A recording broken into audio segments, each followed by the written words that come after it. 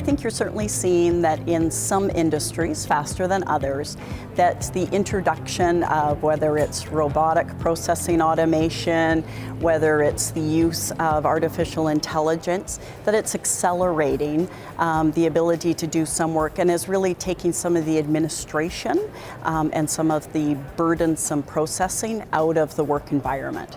So the advantage of that is that it does free up employees to be able to do more of the value add, more where they have an opportunity to think, to be creative, to be solution focused and not weighed down by doing some of the administration repetitive or meaningless tasks.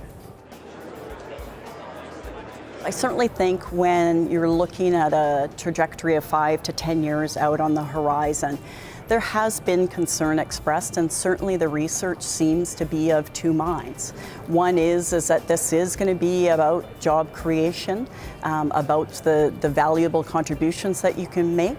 Others do feel concerned that there's going to be job loss. And I think that it is important to recognize that not all employees and their roles and responsibilities are made equal.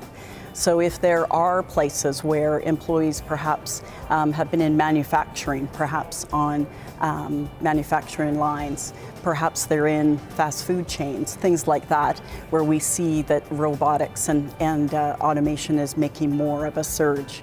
I think there is a risk that there will be some job loss. I don't see that the benefits will be equitably distributed across everywhere. I think in terms of the HR role, the expectation of a job description, of recruiting employees and thinking that they're going to stay with us for even 5 years, I think that paradigm is going to be completely blown up. And so HR is going to need to become more agile and adapt to be able to accommodate the changes in the workforce. And I think that that's really going to be a challenge for them, that it's going to be less linear and perhaps it's going to be more sort of evolving and constantly learning. All of the companies, industry sectors, they're going to advance differently. And the role of robotics is going to have a very different role depending on, as I say, industry and sector. So there needs to be that alignment with strategy. The other thing that I think is important to be able to do is to be able to do a workforce analysis.